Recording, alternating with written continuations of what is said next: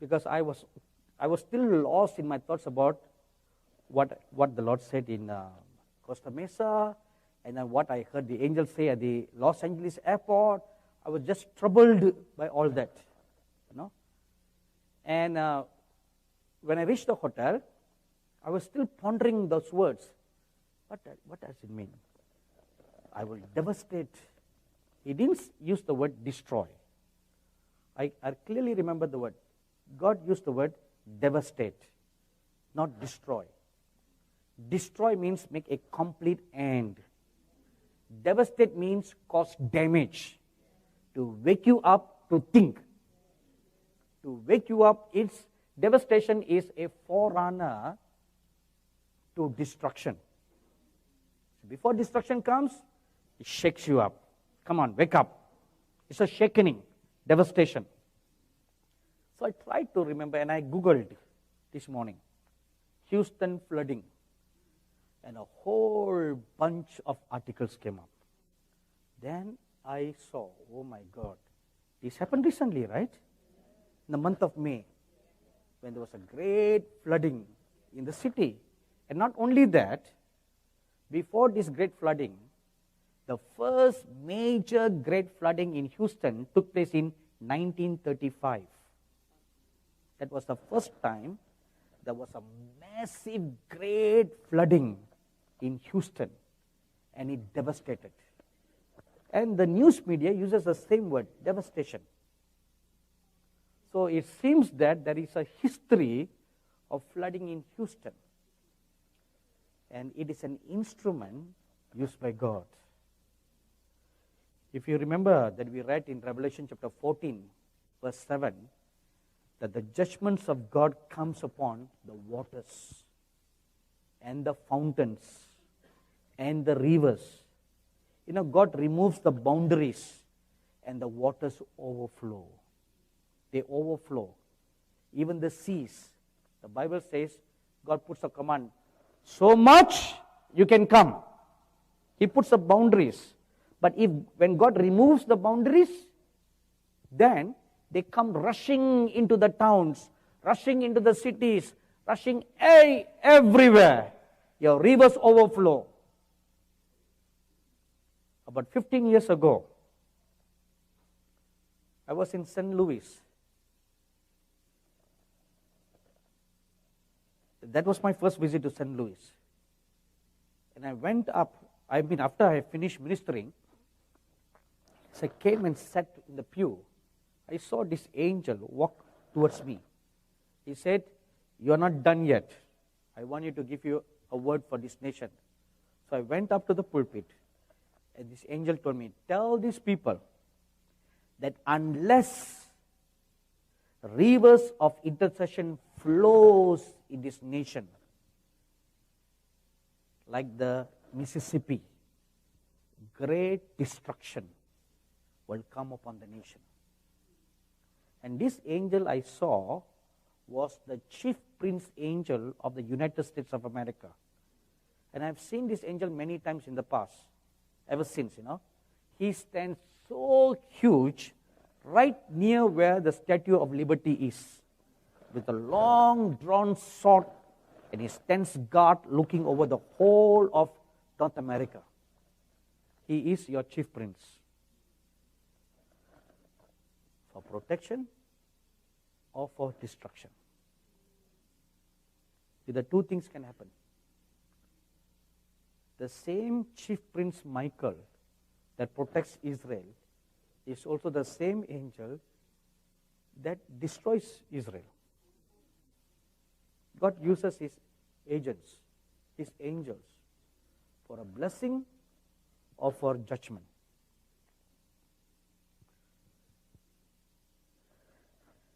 The sins of USA are more than the sins of others. If you read Ezekiel chapter 5, verse 6, my dearly beloved brothers and sisters, the nature of God is like this. Before God judges, he sends his prophets to warn. So many prophets, not only those who are from outside the US, even from American prophets, true prophets, not those who just explain away everything. We don't want to hear those prophets. True prophets, God raised them up to warn the nation of judgments. And God also shows signs and wonders in the heavens.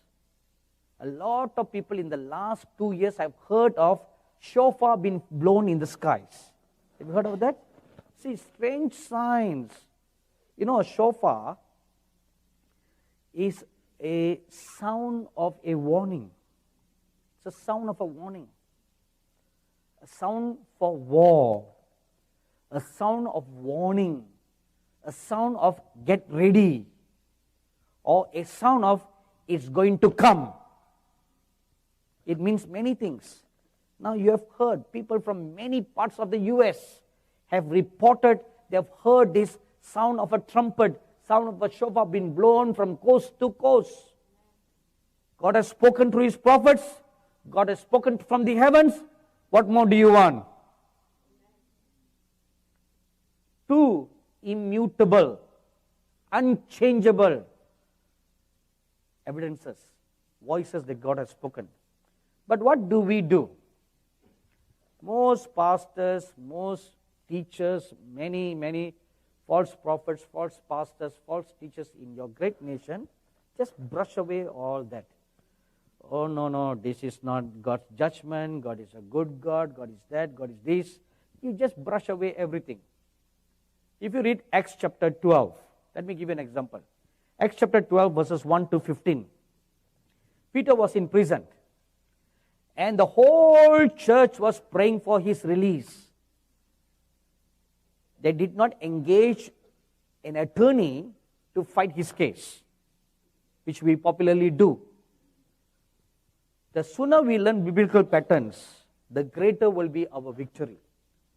Rather, the whole church fasted and prayed day and night. A chain prayer was done by the church for Peter's release. And God heard his prayer, and an angel was sent to set Peter free. Now Peter came out of the prison, and he came to where all these believers were congregated. He knocked on the door. So people heard a knock on the door, and the servant went and said, "Who goes there?" So Peter said, "It is I." And this girl recognized Peter's voice. You will know your own voice, don't you? So she recognized Peter's voice. She was shocked. She ran back in without opening the door. She said, "It's Peter! He's there!" Now look at how the church reacted. This is the church that was praying day and night for his release. And when a miracle took place, they say, "It's not Peter, it's his angel. Don't worry, let's get back to business." So what did they do? They just brush away a supernatural work of God, explaining it away as if it's something natural. What they did then, that's what they do today. Just explain away everything. When an earthquake strikes, the scientists come and they say, "Oh, the tectonic plates brush against each other." Right? My question is, what causes the tectonic plates to brush? There must be a reason, right? Oh, then they say, "Oh, the pressure is building up." Okay, good. What causes the pressure to build up? Right? What causes two plates that are so peaceful with each other for such a long time suddenly becomes enemies? Suddenly, it is a Mike Tyson and an enemy fighting. Holyfield and Mike Tyson. And one bites the ear of the other. Nobody forgets that till today, you know. Right? So what causes the plates to brush against each other? There must be some reasons, right? You know, I have seen And I have another wonderful prophet of God in India who has seen the angels stamping their foot down on the ground, and that causes the shaking of the plates. Nothing happens just by itself. It must be triggered, right? So before God sends judgment, He warns us. And the Bible tells us in Ezekiel chapter 7 verse 9, when the day of His judgment comes, when He lifts up His hand to judge, He will not spare, neither will His eyes show pity. When it is marked for judgment, it's marked for destruction, He will not spare any longer. And what I fear for you very much now is what just happened yesterday. The Supreme Court judgment. It has thrown open the nation for God to look at her and judge her. You know, I remember hearing from a very, very respectable prophet of God from the US who received a word from God like this. Among the many words that he has received, many things have come to pass. And one word was, the day you see the gays and the lesbians coming out of the closet, that is the day, the last days. Means they are no more hidden. They no more keep their shameful, sinful life a secret. They come out of the closet and they're making an open claim to that. Unashamed. Openly saying, this is what? So what? It's good. Right? From small, I had a womanly kind of instincts. So right now, I've decided to change my gender from a male to a female. That made news, right? You know who I'm talking about. That made news and waves. Now, look, a celebrity like that, when they come out and make a statement like that, you know, those are the devil's prophets.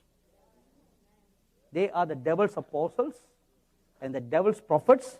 When they come and make a statement like that, it's like preaching a word, it's okay. Hey, it's okay. An alternate lifestyle is okay. That's the message they are preaching. The gospel they are preaching. And what will happen to all the millions of hits that he or she received? Overnight, he had 1 million tweets, followers, right? Now, what will all the followers adopt? That lifestyle. You know, yesterday I had a lunch with a believer in California, and he works for the government agency that treats people who have this kind of dubious lifestyles and are homeless people and all that.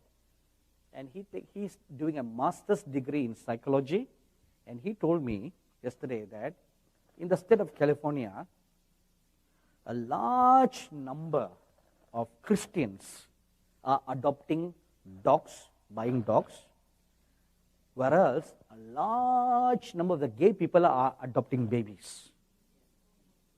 40,000 so far. 40,000 gay couples have adopted 40,000 babies. Now I want you to imagine like this. 40,000 little babies are brought up by gay couples. What values will those little babies learn? Gay values, right? So, you know what is happening in your great nation now? They are preparing the next generation. You are going to become a nation of gays, where the church will become a small minority, lesser than a remnant. That's what you're going to become. And you're not doing anything about it. You are just hearing and you're walking away. You know, when that Charleston shooting took place, I sat down and I watched the news and I was feeling remorseful, you know. I said, this young boy, 21 years old, just went into this church and he's proud about that. He said, I planned this for a long time to make a statement. And not only make a statement, but start up a race war all over the US. I was looking at that, and then I called to remembrance that either last year or the year before last, when I was speaking at the conference in Lancaster, the word of the Lord came unto me, there will be communal riots between the blacks and the whites, and how the blacks will be killed, and that will cause racial riots. So I called to remembrance. At that moment, the Lord Jesus walked into my room, came and sat beside me, and he too was watching the news. And then he turned around and asked me a question. 2 years ago, I revealed to you that this will happen. What did you do about that? I was shocked. I looked at the Lord, I dropped on my knees, and I fell at his feet. And that day I realized one thing, you know, not only a revelation should be revealed, but you should pray that it does not come to pass. I was guilty. I repented before God. I said, I'm so sorry, Lord. I repented. And that's when the Lord gave me a message for such a time as this. What should we do? Which I preached at the conference in the Chinese church. For such a time as this. Then the Lord began using Esther's example. He elaborated to me. A warning was given to Esther. What did she do? She did not walk away. She did something about it. She fasted, she prayed. As a result, the destruction was averted. If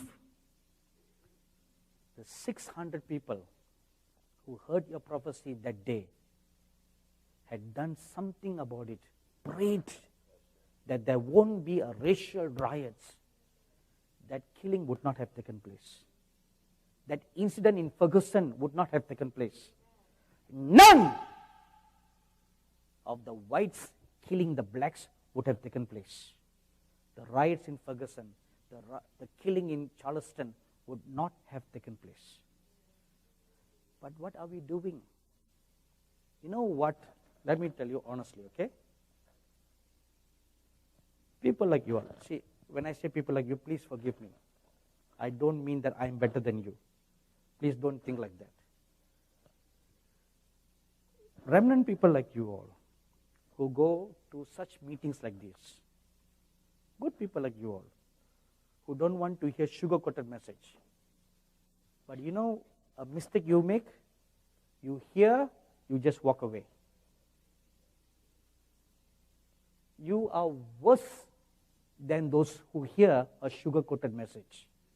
You are worst. Because you hear, you know. What did you do about it? You heard it. What did you do about it?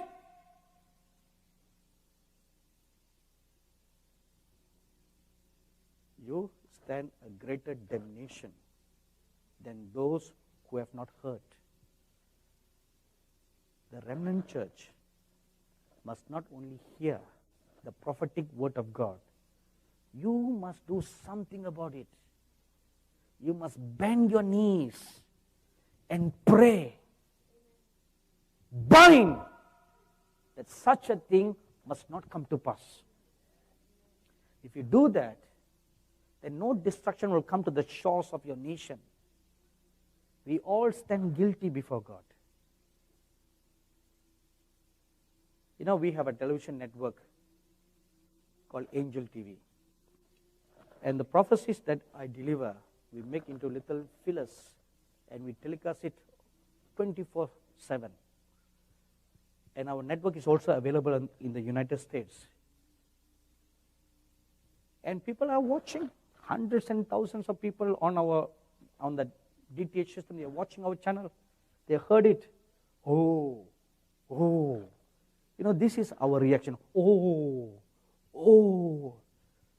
Period. That's all our reaction is. Oh. Period. We walk away. We buy the CDs. We buy the DVDs. We take down notes. Period. What do you do about that? For such a time as this. Mordecai told Esther, if you will not do anything about this, you and your household shall be destroyed. If destruction comes, you also suffer. Right? When the flooding came, you also suffer. When a typhoon comes, it brooms through, wrecks apart through a nation, you suffer loss. Right? The earthquake strikes, you suffer loss. So don't think you'll be spared. Don't think you'll be spared. You must bend your knees. This is what God is now expecting the remnant church to do. Come on, bend your knees. Lift up your hands and cry out. Lord, spare our nation. Spare our nation. Spare our nation. God expects you to cry. Not just hear and walk away. There in Michigan, God showed me George Washington. He said he's still praying for America. He's still praying. Even in heaven, they still pray. You can ask the saints to pray, but they have a job to pray. The reason why? Because we are not praying. Because we are not praying, God has a backup plan. Because He wants to save the people. Ezekiel 22 verse 30 and 31. I looked for a man to stand in the gap, and I found none. So my own arm brought the judgment. So if there was someone who stood in the gap, the arm of God would not have brought judgment, but it would have brought salvation.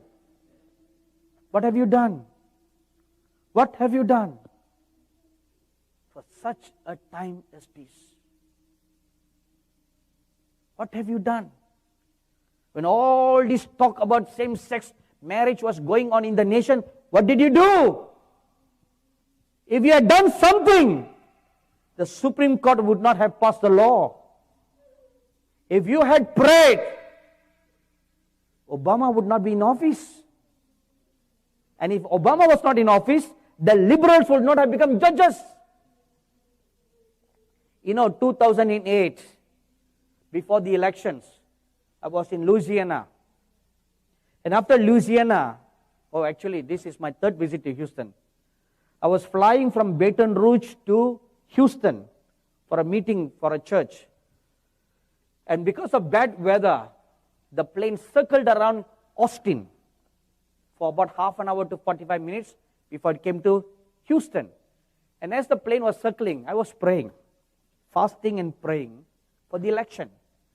This was in 2008. And as I was fasting and praying, I was taken up to heaven. And I sat before Abraham and Moses. And I saw that Father Abraham had a file in his hand, a thick file. And on the file, there was written the word USA. And he looked at me and he said, Obama will be elected to office. I said, how can that be, Father? How can that be? I said, what about the Republican Party people? They are pro-Christians. I interceded. And he told me, no, it has been decided. It has been decreed by the watchers. Obama will come to office because that's what the people want. I was shocked. This was several days before the elections. And nobody, among all the Christians, nobody expected Obama to win. And I made this public in the meeting. The Christians never believed what I said. They came against me. It doesn't matter whether you come against me or you don't come against me. It doesn't matter to me. Because he's not my president, Right? He's not mine. I stood before God, I heard from God, and I'm here to tell you what He told me. From the time that I received the word, there were still a few days for the Christians to bend their knees, fast and pray, take hold of God. No, God, we don't want that man. Could have done that.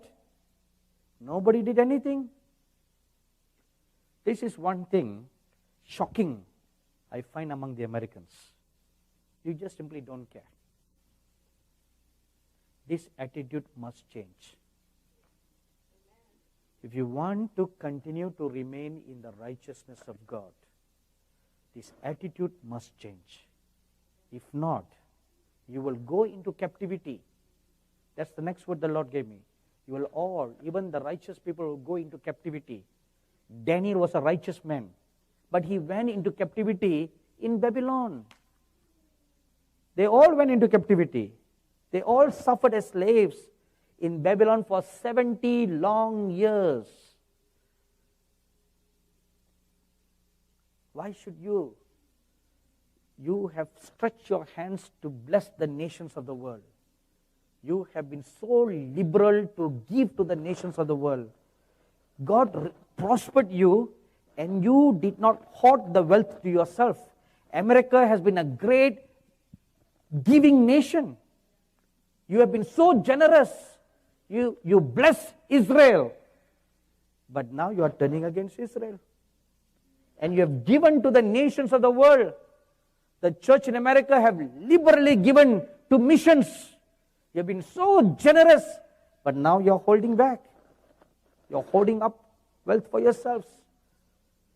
See, you are turning back from righteousness. Instead of following God, you are turning your back against God. What are you going to do? Are we going to just sit and allow the gays to rule this nation? You must do something. You can do something. The remaining 2 years before your next election, you must do something. You must fall on your face. You must take hold of the horns of God. You must cry out to God, Lord, give not the blessings in your nation to shame, Lord. You bless this nation.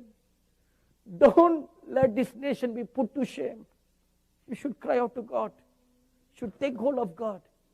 This is your destiny. For such a time as this, you are called. What are we going to do? Let's stand up for prayer.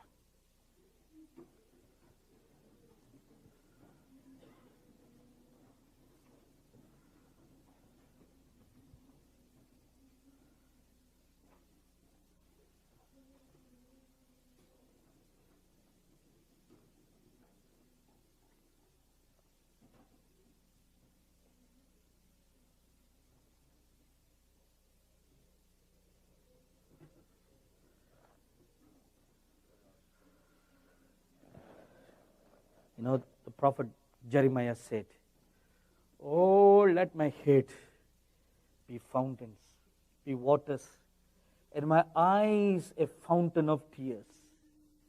Let the tears flow, that I may weep and pray for the perishing daughters of Jerusalem. Will you weep and pray for your nation? Will you weep and pray? Will you take hold of God? Will you cry unto God that this great nation, founded on righteousness, founded on truth, founded on the goodness of God, will be spared? Will you cry? Lord, spare our nation, Lord. Spare your heritage. Come on, cry out to God. You beat upon your breast. You let your tears roll. You cry out to God now. You cry out to God now. Your cries, your tears, your intercessions avails much.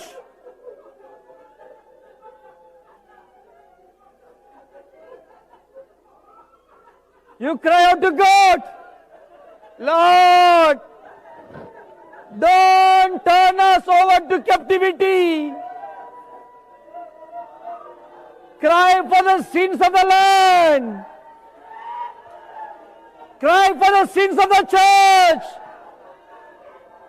Cry for the sins of your fathers.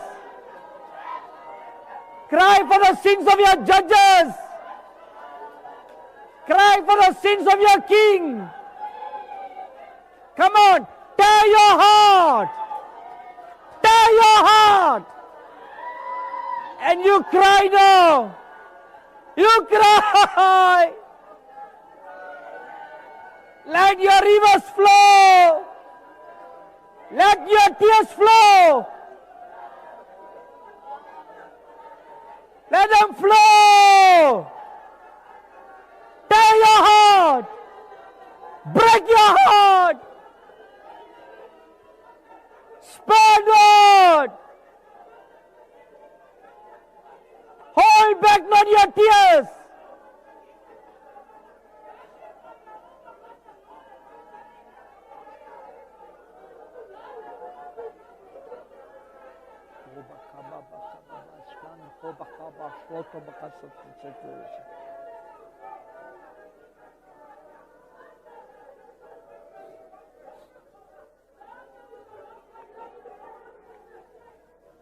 شخور حد سکه باشد و مخاص لحبا کباشد او کیس لحبا کبا باشد او مکیش تو بکبا باشد او کبا بشلند بکبا باشد کال بکاسد تو بکشد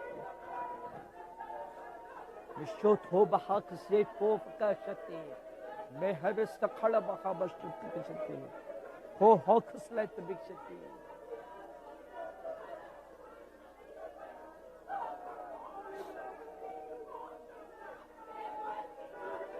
Cry out. Cry out. Don't be silent. Don't be quiet. Cry out. Take hold of the horns of God. Take hold of the Move, smooth. Hip hop beat so Feel a captivating hip-hop track showcasing a female rapper with a husky voice and gritty tone. The flow should be smooth and rhythmic with an emphasis on the third syllable of each line to add a unique cadence. Incorporate lush layered vocals to create depth in the chorus. The hooks enhancing the overall sound. The instrumental arrangement should feature laid-back hip-hop beats, deep bass, and atmospheric synth wrapped in a backdrop that complements the rapper's style while maintaining a cool, top and vibe.